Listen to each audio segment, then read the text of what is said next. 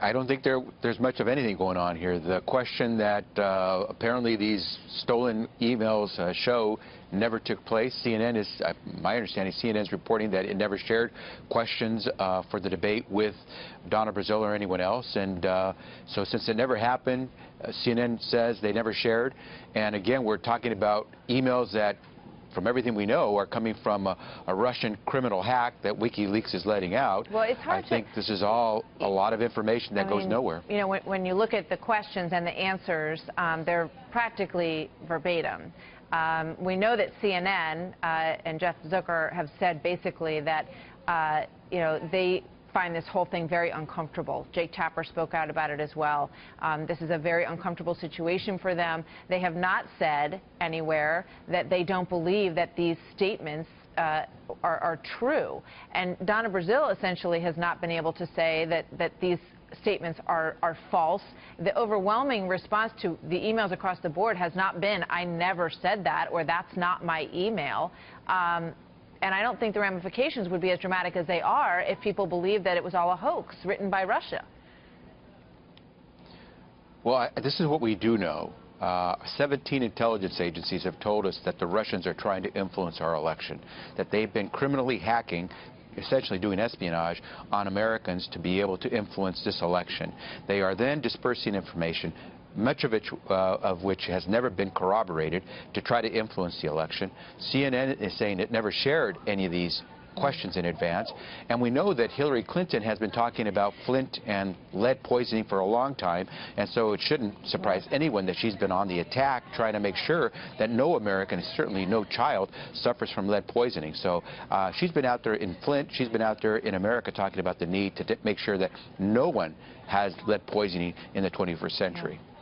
You know, I mean, I guess that the problem is that, you know, from John Podesta on down, there's been a lot of outrage about the Russian element, and if that is indeed part of it, that does deserve attention. However, no one is really saying, that is not my email. I never wrote or said that. So that's what's disturbing here. And I think, you know, just watch this exchange with Donald Trump and Bret Baier. You know, try to put the shoe on the other foot for a moment. If Donald Trump was accused of being given a question by somebody before one of these, you can bet we'd be hearing quite a bit about it, I would imagine. Here's that exchange.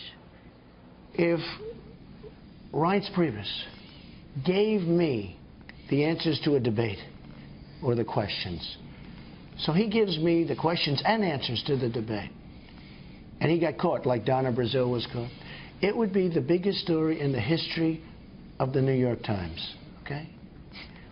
Donna Brazile gets caught, as we discussed, giving her the questions to a debate. Hardly anybody talks about it. What do you think about that? Do you think it would be true if the shoe were on the other foot?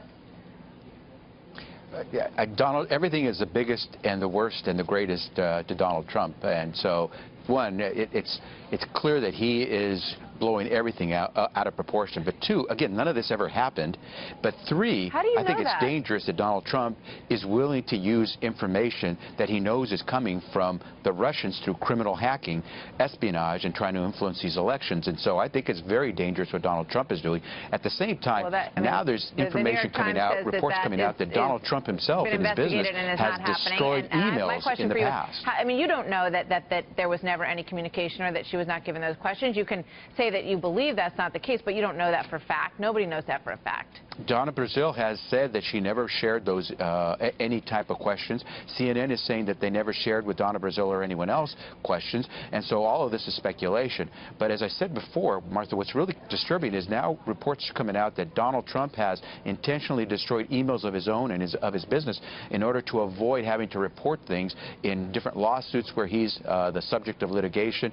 And Donald Trump apparently affirmatively goes out there and destroys emails that the legal process has asked him to provide during searches, and he's been unwilling to. So that's what's dangerous. Donald Trump seems to speak from one side of his mouth on one occasion, then do something else on another occasion.